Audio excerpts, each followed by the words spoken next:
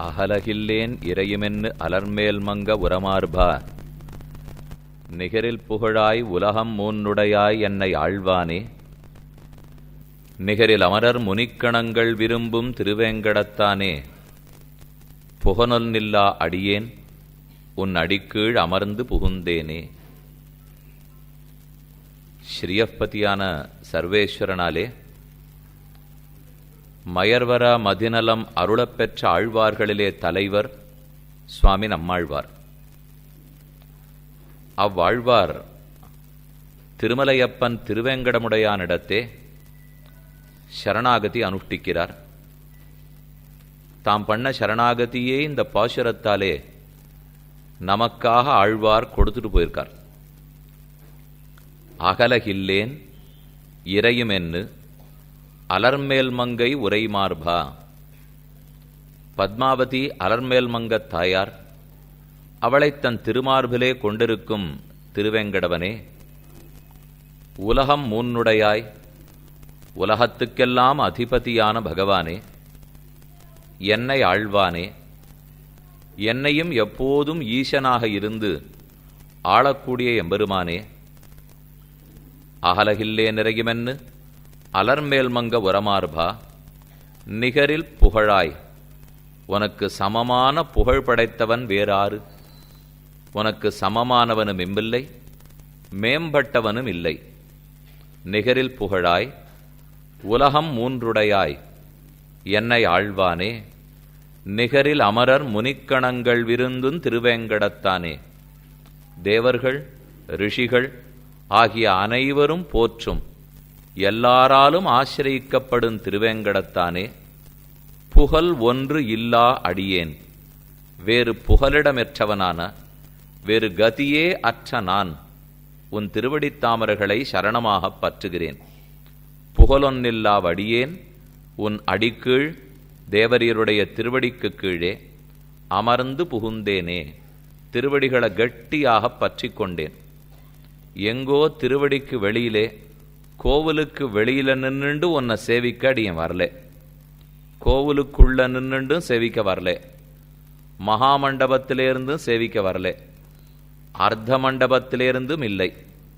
கர்ப்பகிரகத்தில் அனுமதிச்சா அதையும் தாண்டி உள்ள வந்து உன் திருவடிகளையே தொட விட்டுட்டா அதையே பற்றி கொண்டு அந்த திருவடிக்கு கீழேயே சின்ன பள்ளம் வெட்டி இடம் கொடுத்துட்டாள்னா அங்கேயே அமர்ந்துடுவேன். உன் அடிக்கீழ் அமர்ந்து புகுந்தேனே ஏன்னு பெருமாள் கேட்கிறார். அந்த இடத்தை விட்டுட்டு ஒரு துளி வெளியிலே நகர்ந்தால் சம்சாரத்தினுடைய வெப்பம் நமக்கு தாங்க முடியவில்லை. ஆகையால் குளிர்ந்திருக்கும் உன் திருவடிகளையே பற்றினேன் என்று நம்மாழ்வாருடைய ரொம்ப ஆச்சரியமான பாசுரம். இந்த ஒரு பாசுரத்திலே சொல்லப்பட்ட அர்த்தங்களை அனுபவிப்பதற்குத்தான் இன்று தொடக்கமாக 4 நாட்கள் இந்த உபன்யாசம் ஏற்பாடு செய்யப்பட்டுள்ளது. சரணாகதி, அதை குறித்த கேள்விகளும் அதற்குரிய பதில்களும், இதுதான் நமக்கு கொடுக்கப்பட்டிருக்கிற தலைப்பு. அத்தனை கேள்வியும் நம்மாழ்வார் இந்த பாசுரத்திலே வச்சுவிட்டார். அதற்கு வேண்டி எல்லா பதில்களையும் ஆழ்வார் இதே பாசுரத்தை சொல்லிவிட்டார். அப்போ ஒழுங்கா இந்த பாசுரத்தின்படி இந்த 4 நாளும் நாம் பார்த்துட்டோம்னா சரணாகதியை பற்றி தெரிந்து கொண்டவர்கள் ஆவோம். ஒரே பாட்டா சுவாமி, அதுக்குள்ள போய் இத்தனை அர்த்தங்கள் இருக்க முடியுமான்னா இது 4 நாள் பாசுரம் அல்ல. 400 பிறவிகள் நாம் எடுத்தா கூட இந்த ஒரு பாசுரத்தினுடைய அர்த்தம்தான் நமக்கு யுக்தம். ஆனால் 400 பிறவி கழிச்சு இந்த பாசுரத்தை தெரிஞ்சின்றாலும் என்னைக்கு சொல்றோமோ என்னைக்கு சரணாகதி அனுஷ்டிக்கிறோமோ அப்புறம் பிறவி எடுக்க வேண்டிய தேவையே இல்லை. இத்தனை நாளும் அனந்த கோட்டி ஜன்மங்களை நாம் எடுத்திருந்தாலும் பகவன்னு உன் திருவடிகளே சரணம், அதையே உபாயமாக பற்றுகிறேன் என்று என்னைக்கு கெட்டியா பிடிச்சுனுடுறோமோ அதற்கப்புறம் மறுபடியும் பிறக்க வேண்டிய தேவையில்லை. ஆதிசங்கர பகவத்பாதர் கூறினார், புனரபி ஜனனம் புனரபி மரணம் புனரபி ஜனனி ஜடரே சயனம். மறுபடியும் மறுபடியும் பிறக்கிறேன், மறுபடியும் மறுபடியும் இறக்கிறேன். தாயாருடைய கர்ப்பத்தில் திரும்ப திரும்ப போய் இருக்கே, உள்ள இருக்கச்சேதான் எத்தனை கஷ்டம், வெளியில வரச்சேதான் அதை விட எத்தனை கஷ்டம், வந்தப்புறம் பிறந்து படுற கஷ்டம் எத்தனை, என்னால் எங்கள் அப்பா அம்மாவுக்கு எத்தனை கஷ்டம், சுற்றி இருக்கிறவாளுக்கு எத்தனை கஷ்டம், மற்ற பேரால எனக்கு எத்தனை கஷ்டம். தாயே தந்தையென்னும் தாரமே கிளை மக்களென்னும் நோயே பட்டொழிந்தேன். இத்தனை நாளும் பட்டிருக்கிறது இதுதான். இதைத்தான் சம்ஸ்கிருதத்தில் அவர் சொல்லிட்டு போனார். திராவிடத்தில் பல பேரும் பேசினார்கள். அப்ப புனரபி ஜனனம் புனரபி ஜனனம் புனரபி ஜனனி ஜடரே சயனம். இதிலிருந்து வெளியில வர்றதுக்கு நமக்கு வழியே தெரியாமல் தவிக்கிற மொழியோ, அதுக்கு ஒரே வழி பகவத் சரணாரவிந்தங்களில் சரணாகதி. பெருமானுடைய திருவடித்தாமர்களையே மோட்சமடைவதற்கு உபாயமாக பற்றுவது சரணாகதி. பெருமானே உபாயம், பகவானே மோட்சம் கொடுக்கிறார் அப்படிங்கிற திண்மை, அப்படிங்கிற உறுதி, நம்பிக்கை, அந்த மனமே அந்த அறிவே தான் சரணாகதி. சின்ன விஷயம்தானே, எழுத்துக்கள் கூட ஒன்றும் ரொம்ப இல்லையே. இதுக்காக நம்ம இப்போ 4 நாள் செலவழிக்கணுமான்னா 400 பிறவிகள் 4000 பிறவிகள் ஓடி இருக்கோ இல்லையோ, அது மொத்தத்தையும் தொலைக்கணுங்கிறதுக்கு ஒரு 4 நாளானும் மெனக்கிட வேண்டாமா? 4 நிமிஷம் கூட ஆகாது சரணாகதிக்கு. அதை பற்றி தெரிஞ்சுக்கிறதுக்கு வேணா 40 நாளாலாம் 400 நாளாலாமே தவிர, தெரிஞ்சின்ற பிற்பாடு பண்ணுறதுக்கு 4 வினாடி ஆகலாம். தெரிஞ்சுட்டு பண்ணினப்புறம் மோட்சம் போகிறதுக்கு 1/2 வினாடி ஆகலாம். அவ்வளவுதான் அதுக்கு இருக்கக்கூடிய நேரம். ஆனால் அதை தெரிஞ்சுக்கிறதுக்கு அதில் நம்பிக்கை வருவதற்கும் தான் இவ்வளவு நேரம் பிடிக்கிறது.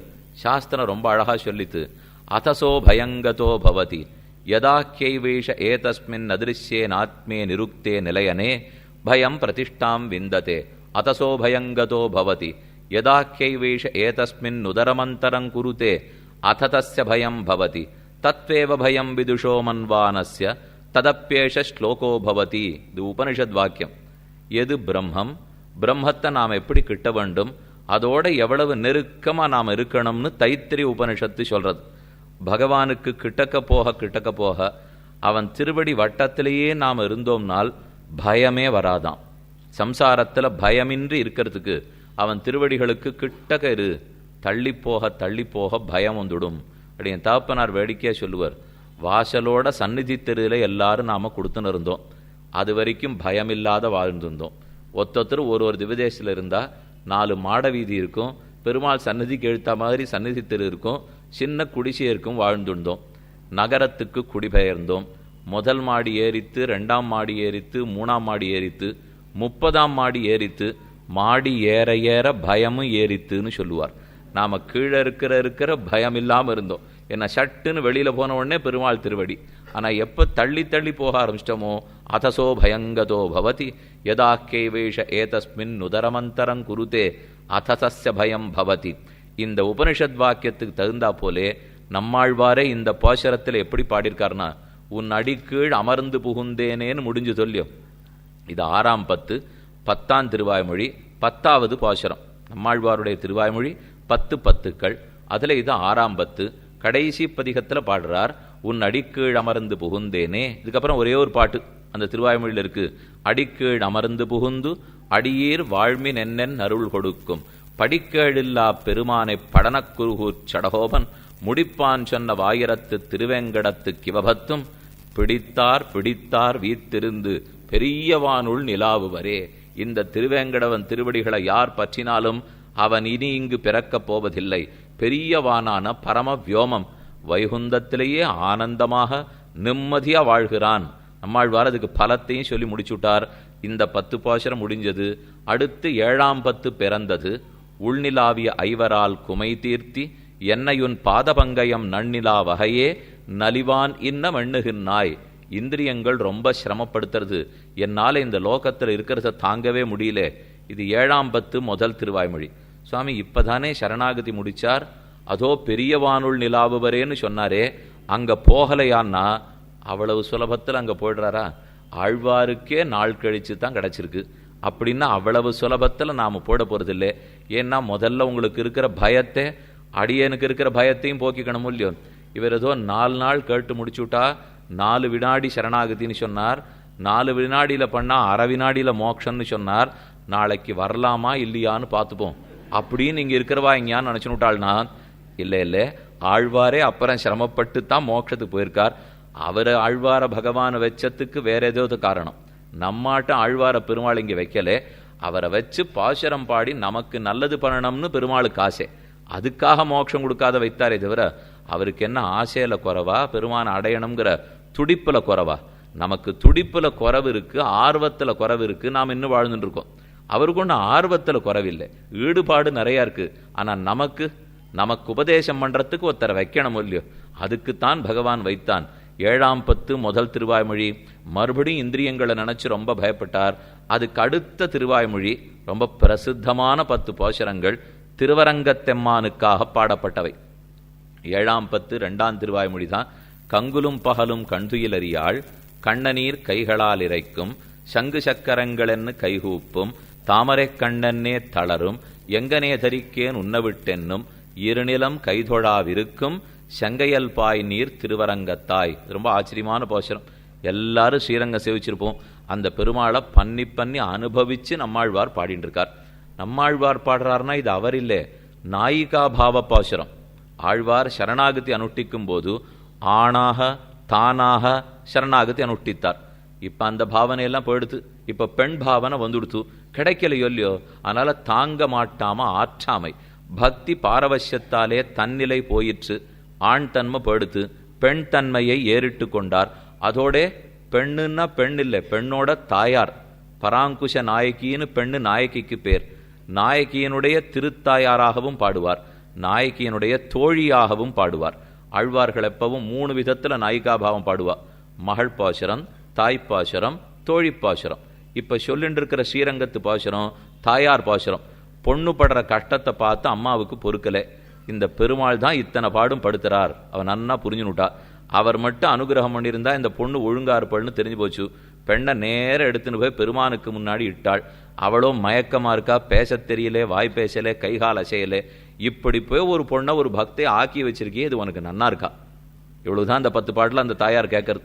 இது நீ பண்றது நியாயமா இருக்கா? பக்தன் ஒருத்தன் வரவே மாட்டேங்கிறான், வந்தவனே நீ இந்த பாடுபடுத்தினா நாளைக்கு யார் வருவா?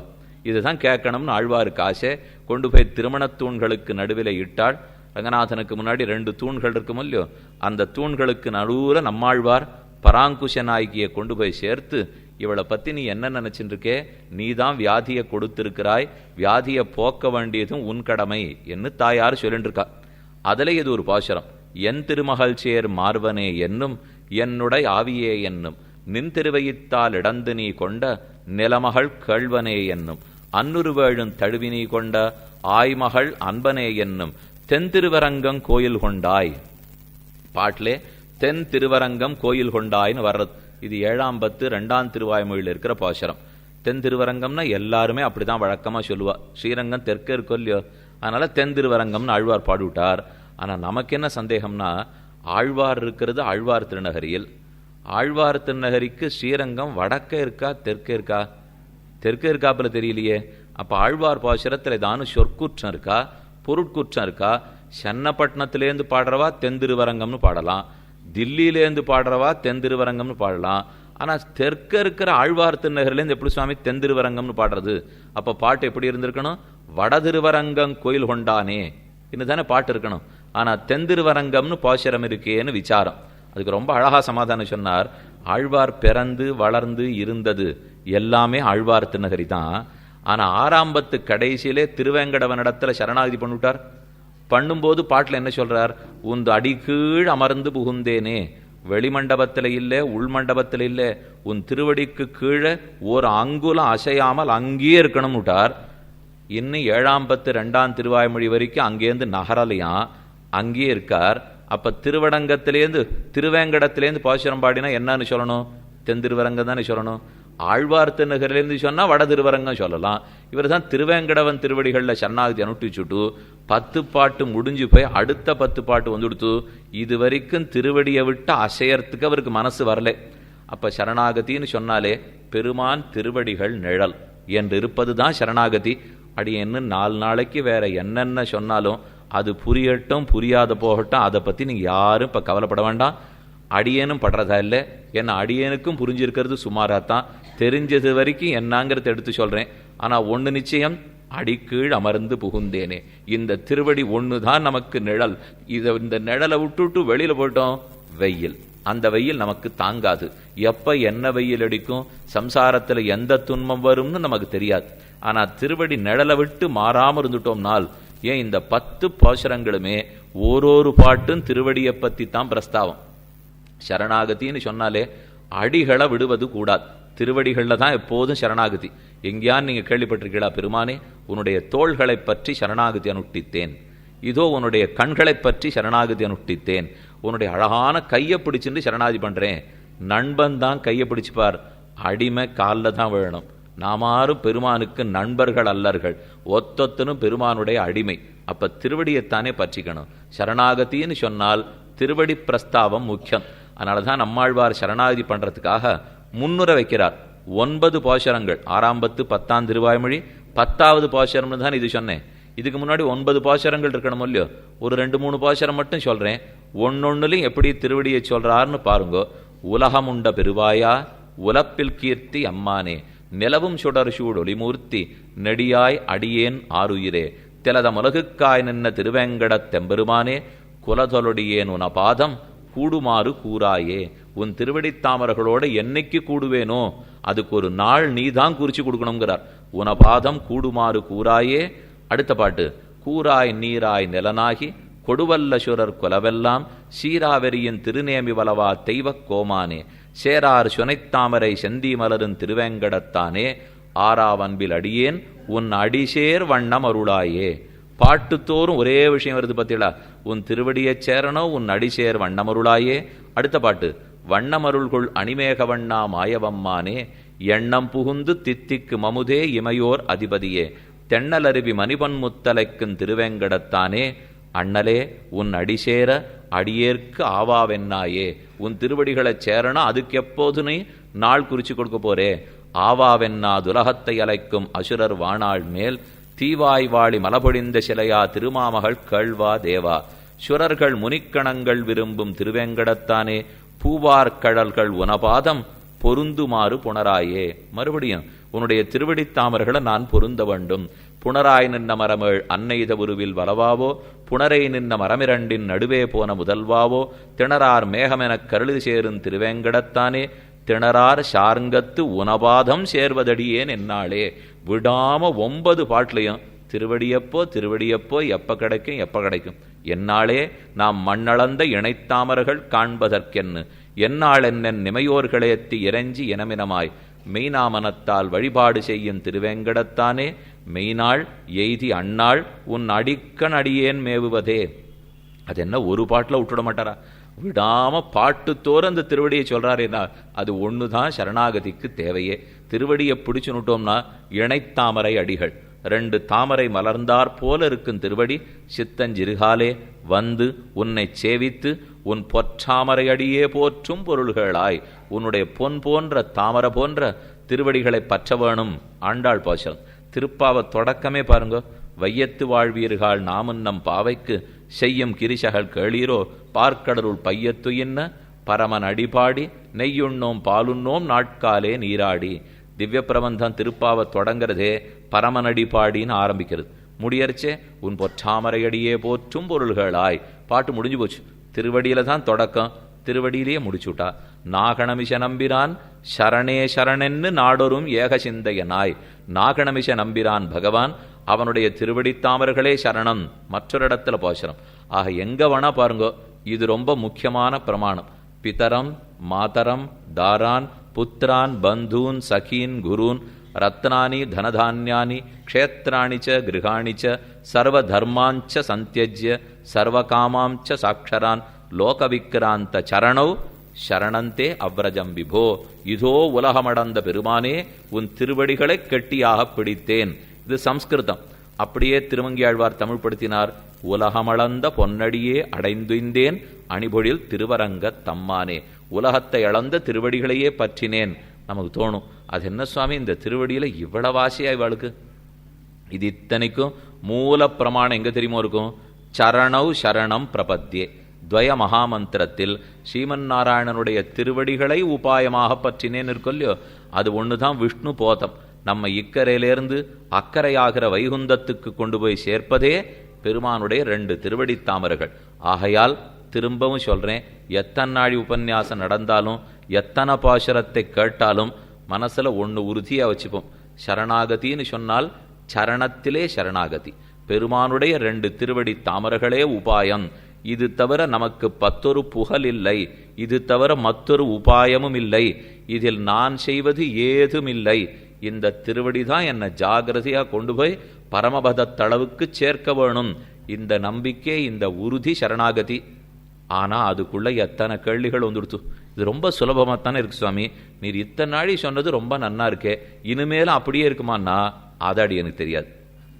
இத்தனை நாளி சொன்னது ரொம்ப நன்னா இருக்கு. ஏன்னா ஆழ்வார் ரொம்ப சுலபமா ஒரே பாட்டில் சரணாதி பண்ணிவிட்டார். அவர் பண்ற வழிக்கு நாம போயிட்டோம்னா சுலபந்தான். ஆனா அப்ப இந்த மாதிரி கூட்டமே கூட்டியிருக்க வேண்டாமோ இல்லையோ? எதுக்கு இப்ப 4 நாள் சரணாகதியை பத்தி பேசணுமா? ஒரே பாட்டு எங்க எல்லாருக்கும் எழுதி அதே அறிவிப்பு பலகையில போட்டிருந்தீங்கன்னா நாங்க பாட்டு படிச்சுன்னு போயிருப்போம் இல்லையோ?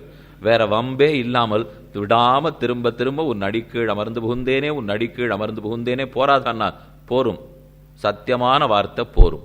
இதுக்கு மேல மற்றொன்னு மோட்சத்துக்கு நமக்கு தேவையில்லை. ஆனால் சுலபமான ஒன்ன பண்ணுனாலே மனுஷனுக்கு சந்தேகம் வந்துடும். அதுக்கு தான் இப்ப இங்க வந்து உட்காண்டிருக்கமே தவிர, ரொம்ப சுலபமா ஒன்ன பண்ணு பெரிய விஷயம் கிடைக்கும்னா அது என்னமா சுவாமி கிடைக்கும்? அடுத்த கேள்வி ஆரம்பிச்சிருவாளோ இல்லையோ? இது வைத்தியத்திலேயே நம்ம பார்க்கலாம். உடம்பேதானு வந்திருக்கும். இப்ப அடி உங்களை இப்படி உட்காந்து பேசுறமோ இல்லையோ, ஒரு நாளைக்கு 2 மணி நாள், காத்தால் 2 மணி நாள், சாயங்காலம் 2 மணி நாள் பேசணும்னால் கொஞ்சம் இப்படி உட்காந்துக்க ஆரம்பிச்சோன்னு வச்சுங்க, கண்டிப்பா 4வது வருஷம் 5வது வருஷம் முதுகு வலிக்க ஆரம்பிச்சிடும். உட்கார்றச்சே நேரம் இப்படி உட்காரணும்னு சொல்லி கொடுக்குறா. உட்காந்து பார்ப்போம். கொஞ்சம் நாழி போக அப்படி முதுகு தொய்ய ஆரம்பிக்கும். தன்னடையே நமக்கு வழக்கம். இது வேணா எங்களுக்கு பின்னாடி ஒன்றும் சாய்மானம் கிடையாது, இப்படித்தான் உட்காந்தாகணும். ஆனால் நாற்காலியில் சாய்மானத்தோட உட்காரவாளுக்கு எவ்வளவு ஆபத்து இருக்கு தெரியுமோ? நம்ம நினைச்சுட்டு இருக்கோம் நாற்காலி சௌகரியம், அதுதான் வசதி, கீழே உட்காந்துனா முட்டி வலிக்கும்னுட்டு. முதுகுக்கு சர்வதா விரோதினா நாற்காலி தான். அதுல அதுவும் பின்னாடி இல்லாத நாற்காலியா இருந்தா கூட தேவையில்லை. ஏன்னா எப்படி உட்கார்ந்துட்டு இருக்கோம்னு நம்ம அதீனத்திலேயே இருக்க மாட்டோம். விஷயத்தை கேட்டு இருக்கீள், அப்ப அதுல மனசு லயிச்சு போடும். எப்படி உட்காண்டிருக்கோம் ஞாபகம் இருக்காது. 1/2 மணி வரைக்கும் நிமிந்து உட்காண்டிருப்போம். அப்புறம் உட்காண்டு இருக்கிறவா விஜயாசன பெருமாளாட்டம் அமர்ந்த ஆசனத்தில் இருப்பா. கொஞ்ச நாள் கழிச்சு அர்த்த சயனம் ஆயிடும், இன்னும் கொஞ்ச நாள் கழிச்சு அனந்த சயனம் ஆயிடும். ஏன்னா அமர்ந்தது மெதுவே பாதி சயனமாகி அதுக்கப்புறம் நன்னா சயனமாயிட்டு காலை எப்படி வச்சுட்டு இருக்கோம், கையை எப்படி வச்சுட்டு இருக்கோம், ஒண்ணுமே புரியாது. மெதுவா நாள்பட முதுகு வலி வந்துடும், கழுத்து வலி வந்துடும். வைத்தியர் இடத்துல ஓடுவோம், சாமி எல்லாராட்டம் எனக்கு முதுகுவலி கழுத்து வலி வந்துடுத்து, நல்ல வேலை. ஏன்னா எல்லாருக்கும் வலி இருக்கிறச்சே நமக்கு இல்லாத இருந்த ஆபத்து இல்லையோ. அதனால வைத்தியர் இடத்துல போய் கேட்போம். அவர் அப்படி இப்படி பரீட்சை பண்ணி பார்த்தார்.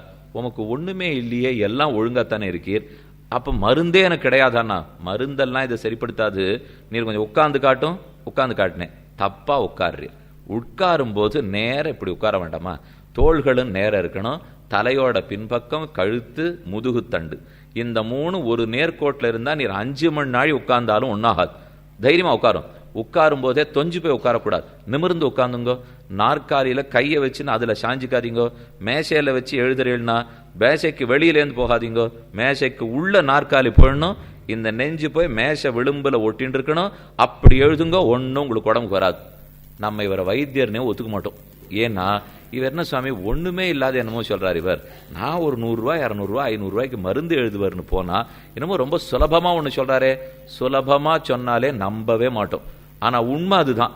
இப்ப நம்ம இங்க கூடியிருக்கிறது எதுக்கு தெரியுமா காரணம்? சரணாகதி ரொம்ப சுலபம், ஆனா நம்பிக்கை வர்றது ரொம்ப கஷ்டம். அந்த நம்பிக்கை ஏன் வரணும்னு பாக்குறதுக்கு தான் இப்போது கூடி உள்ளோம். அப்போ ஒன்று வைத்தியர் அடையாளம் பார்த்தோம். இன்னொன்னு சொல்றேனே, ஒரு நாளைக்கு 8 மணி நாள் 10 மணி நாள் இப்ப எல்லாரும் உழைக்கிறோம். உழைச்சா ஊதியம் கிடைக்கிறது. 15,000 20,000 50,000 லட்சம் கொடுக்குறா. ஒருத்தர் சொன்னார், இவ்வளவுலாம் நீ கட்டப்பட வேண்டாம், ஒரு நாளைக்கு 4 மணி நாள் வேலை பாரு போறோம், உனக்கு சம்பளம் தரேன். அப்போ அவ்வளவுலாம் கிடைக்காது. 10,000 ரூபாய் 8,000 ரூபாய் தான் கிடைக்கும். பகுதி நேரம் வேலை பார்க்குற அளவு இல்லையோ.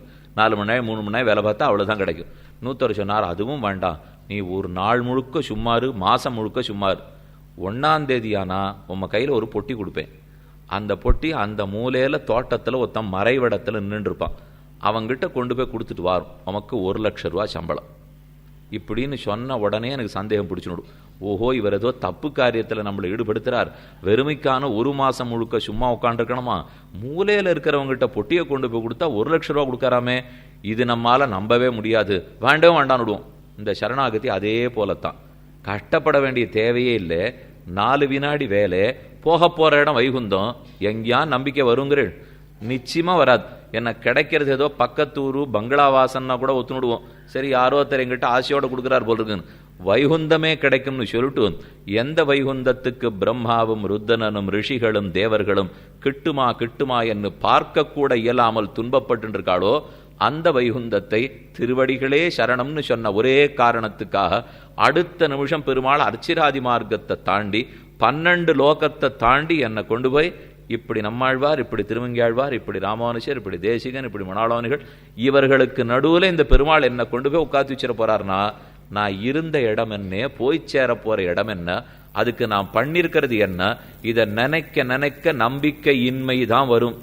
நம்பிக்கை வரவே வராது. அதனால சரணாகதி பண்றது ரொம்ப சுலபம். ரொம்ப காரியம் சின்னது, ஆனா அதுக்கு கிடைக்கிற ஊதியம் பெருசு. காரியமும் சின்னதா இருக்கு, கிடைக்கிற பரிசோ பெரியா இருக்கு. நானோ தாழ்ந்தவனா இருக்கேன், அதே சமயத்துல என் பாபங்களாவது குறைச்சலா இருக்கா தாழ்ந்து போறதுக்கு நிறைய சேர்த்து வச்சிருக்கேன். இது இத்தனையும் திரும்பி பார்க்க பார்க்க துளி கூட சரணாகதியில் நம்பிக்கை வராது. அந்த நம்பிக்கை ஏன் வரணும்னு பார்க்கறதுக்காகத்தான் இப்ப கூடியிருக்கோம்.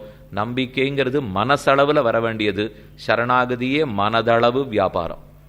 அதுல கையில பண்ண வேண்டியதுக்கு ஒண்ணுமில்லை, காலால நடந்து போறதுக்கு ஒண்ணுமில்லை. சரணாகதிங்கிறது மானசம், மனத்தெளிவு, மனத்தாலே ஒரு புரிதல். இப்படி வச்சுங்களேன், சரணாகதிங்கிறது ஒரு அறிவு. அந்த அறிவு வந்துடுத்துன்னா சரணாகதி முடிஞ்சு போச்சுன்னு அர்த்தம். அப்ப எத்தனை நாள் ஏதோ அடிக்கீழ் அமர்ந்து புகுந்தேனே, கை ஏதோ கெட்டியா பிடிச்சுக்கணும், காலை கெட்டியா பிடிச்சுக்கணும் நீரே, அதெல்லாம் வேண்டாமான்னா முதல்ல திருவேங்கடவனுடைய கர்ப்ப கிரகத்துக்குள்ள நம்மளை விடவும் போறதில்லை. அரை வினாடியில ஜரகண்டி சொல்லி அனுப்பிச்சு விட்டுட போறா. இதுக்கு நம்மாழ்வார் வேணா அடிக்கீழ மருந்து புகுந்தேனே சொல்லிட்டு இருக்கலாமே தவிர நாம் எங்க கிட்டக்க போறோம். இன்னொன்னு, எனக்கு காலே இல்லை, அப்ப சரணாகதி பண்ணலாமா வேண்டாமா? கையே இல்லை, சரணாகதி பண்ணலாமா வேண்டாமான்னா அவசியம் பண்ணணும். அப்ப மனோவியாபாரம். சரணாகதிங்கிறது ஒரு அறிவு, ஒரு தெளிவு, ஒரு புரிதல், ஒரு நம்பிக்கை. இது கால் இல்லாதவனுக்கும் வரலாம், கையில்லாதவனுக்கும் வரலாம், முடவனுக்கும் வரலாம், வாய் பேசாதவனுக்கு வரலாம், ஊமையனுக்கும் வரலாம், செவிடனுக்கும் வரலாம். ஆருக்கு வேணா இந்த புரிதல் வந்துடலாம். வந்துடுத்துன்னு சொல்லிட்டா சரணாகதி முடிஞ்சு போச்சுன்னு அர்த்தம். ஆக சரணாகதி அல்ப காரியம், ரொம்ப சின்ன காரியம். ஆனா அந்த சின்ன காரியம்ங்கிறதே ஒரு புத்தி தெளிவு, ஒரு மனசு தெளிவு, ஒரு அறிவு. அந்த அறிவு வர்றது ரொம்ப நாளாகும். சட்டுன்னு கூட வந்துவிடலாம். ஆனா அதுக்கு நம்பிக்கை வந்துடுத்துன்னு சொன்னா தன்னடைய அந்த அறிவு மலர்ந்து போடுறது. உடம்பு பழகிறதுக்கு நாளாகும், ஆனா மனம் பழகிறதுக்கு ஒரு நிமிஷம் பிடிக்காது. நம்ம என்ன நினைச்சிட்டு இருப்போம்னா, மனசளவுல மாறுறதுன்னா ரொம்ப நாளாகும், உடம்ப வேணா சீக்கிரம் மாத்திக்கலாம்னு நினைப்போம். தப்பான அபிப்பிராயம். கண்ணனே கீதையில சொல்றார், மாத்ரா ஸ்பர்ஷாஸ்து கௌந்தேய சீதோஷ்ண சுகதுக்கதாக. இந்த லோகத்துல உடம்புக்கு நிறைய பாடு இருக்கு அர்ஜுனா, பொறுத்துக்கோ. நமக்கு ஒரு மாதிரி குளிர் உடம்புன்னு வச்சுப்போம், குளிர் ஆகாது. சில பேருக்கு குளிரா இருக்கனாலே மூச்சு இழுப்பு வியாதி எல்லாம் வந்துடும் இல்லையோ. அந்த மாதிரி இருக்கிறவா இந்த ஊர்ல குளிர்காலம் வந்துடுத்துனாலே அவள் வெளியூர் போடுவா. சரி, வெளியூர்ல இதான குளிர்காலம் வந்ததுன்னா இந்த ஊருக்கு வந்துடுவா. உடம்பு சுலபத்துல பழகாது. அதே பொய் சொல்லக்கூடாதுன்னு சொல்றேன், தப்பானதை குடிக்கக்கூடாதுன்னு சொல்றேன், புகை பிடிக்கக்கூடாதுன்னு சொல்றோம், இன்னென்ன மாதிரி கண்ட பேரை ஏசரியில வெய்யறில இல்லையோ அந்த மாதிரிலாம் பண்ணாதீங்கன்னு சொல்றோம். பண்றேன் கொஞ்சம் மெதுவா. இன்னைக்கு 100 தடவை ஒருத்தரை வச்சுட்டு இருக்கேன், அடுத்த மாசம் 80 தடவை வெய்யறேன், அடுத்த மாசம் 60 தடவை வெய்யறேன், ஒரு 6 மாசத்துல விடுறதுக்கு பாக்குறேன். இப்படின்னு யாரானு சொல்லுவாளா? அதே உடம்பு ஒண்ணு பழகணும்னு வச்சுங்க, ஒரு மாதிரி உட்காந்து பழகிட்டோம், சட்டுன்னு நாளிலேருந்து மாத்தி உட்காந்துட முடியாது. மெதுவா தப்பா உட்காடுறோம், தெரிஞ்சுட்டு பழகணும். குளிர்றதுன்னா போர்வை பத்திக்கு போறோம். இல்ல குளிரினாலும் போர்வை போத்திக்காது இருக்கிற யோகத்தை நான் பழக போறேன். இப்ப இதெல்லாம் தேவையே இல்லை லோகத்துல. குளிர்னா போத்தினுட்டு போறோம். சரணாகதிங்கிற யோகத்தை தெரிஞ்சுக்கிறதுக்கு தான் பொழுது செலவழிக்கணுமே தவிர இல்ல நான் ரொம்ப யோகியா போறேன், காட்டுல இருந்து தபஸ் பண்ண போறேன், குளிரை தாங்கிக்கணும், வெயில தாங்கிக்கணும்னா அது எப்படி இருக்குதான் போறது. என்னத்துக்காக சொல்ல வந்தேன், சிரமப்படுறதுங்கிறது உடல் ஒரு நாள்ல மாறாது, ஆனா மனசு மட்டும் எப்பவும் சட்டுன்னு மாறிடும். ஒருத்தரை பத்தி தப்பா நினைச்சுட்டு இருக்கோம், அவர் அந்த மாதிரி இல்லையான்னு சொன்னார், அடுத்த நிமிஷம் மனசை மாத்திர வேண்டியதானே. இல்ல நான் ஒரு 6 மாசத்துல அபிப்பிராயத்தை மாத்திக்கிறேன் அப்படின்னு எப்போன்னு சொல்லியிருக்குமா? உடம்பு பழகணும்னா 6 மாசம் ஆகலாம், 1 வருஷம் ஆகலாம். மனசு பழகணும்னு சொன்னா 1 நிமிஷம் தான் ஆகும். அதனால சரணாகதிங்கிறது மனோவியாபாரம். நிமிஷமோ அரை நிமிஷமோ இவர் தான் எனக்கு ரக்ஷகன், என்னை என்னால ரட்சித்துக் கொள்ள முடியாது, இவன் தான் எனக்கு ரக்ஷகன் சுவாமி, அவரே ரட்சிப்பாருங்கிற உறுதி வந்துடுத்துனால் அப்ப தன்னுடைய சரணாகதி பலிச்சு போச்சு, சரணாகதி நடந்ததுன்னு அர்த்தம். ரொம்ப சுலபமா சொல்லியிருக்கா. ஈஸ்வர பிரவருத்தியை ஸ்வப்பிரவருத்தி விரோதி ஈஸ்வர பிரவருத்தி நிவிருத்திரேவ சரணாகதி. பிரபத்தின்னா எதுனால், நான் என்னை காப்பாத்திக்கிறதுக்கு ரொம்ப முயற்சி பண்ணிட்டு இருக்கேன், நான் முயல பெருமாள் என்னை காப்பாற்ற வர மாட்டார், பெருமாள் என்ன ரட்சிக்க வரச்சே பேசாம இருந்து ஏத்துனுட்டேன்னா ரட்சிச்சிருவார். அவர் ரட்சிக்க வரும்போது நானே என்ன ரட்சித்துக் கொள்ளுகிறேனேன்னு பிரயத்தனப்பட்டால் அவர் வரமாட்டார்.